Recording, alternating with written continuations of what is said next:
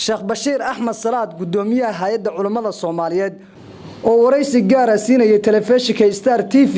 waxa uu hambalyeeyay munaasabadda ciidda awgeed ummadda Soomaaliyeed in ay dadku Soomaaliyeed marka ay ciidayaan ay ka fogaadaan waxyaabaha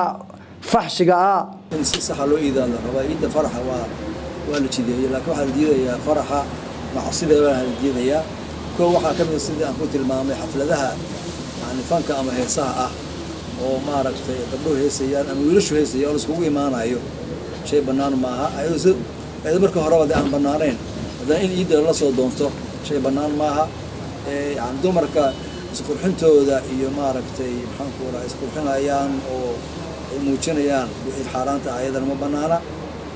sibxgalka ragga iyo dumarka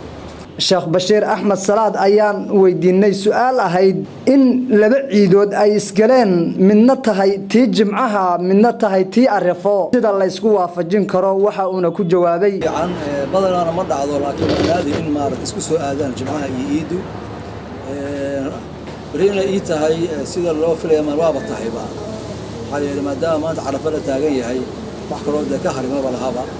xayiray aan ciidan ciidul adha الإيدي المناسبة إذا مكة هي لقى حكومة ومكة موعد كذا توقيت كذا يعرفه هي حكومة يسا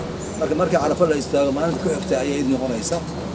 ده صامد داس مركب ما دام جمعية اللغتي رتي ومناسبة وين ومدة رتي وباروجينا يا جمعية عيد marubka hadlayay udxiyada ayaa sidoo kale waxa uu sheegay sida tan udxiyada waxa uu sida sheegnay waa neef kamid ah nicmoolooyinka buu kamid yahay macna geel iyo ari iyo maaragtay iyo loo mid kamid ah baadha maaragtay ayaa qalaysa neefka ariga ah hal qof iyo qoyskiisa ay ku filan yahay neefka geelana 7 qof iyo qoysaskooda ay ku filan yahay saas la waa looda ayadana marka looda iyo geelu 7 qof iyo qoysaskooda ay ku filan yihiin arigu asaguna hal qof buu ku filan yahay qoyskiisa ku filan yahay taasamidaas waqtiga la gowracayo waxa weeyaan markii ciideedkooda kadib ayaa la gowracayaa neefkaas iyada marka la gowracana qaar waa qonaysa qaar waa sadaqaysanaysa fuqarada siinaysa qaarna hadiyo saaxiibadaada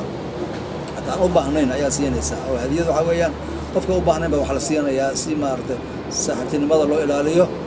صدقون قف بهم بالسينيا أنت كان هذيك أيام ماركت إن شاء الله تعالى أيام عنا هيا تأخذ حذو ويان وصعنا يا مركا قف بريء أودي ويا أما كتاها بريء دنبه الآن ما أنت صدحية طبنات أي جاري كتاود حيضو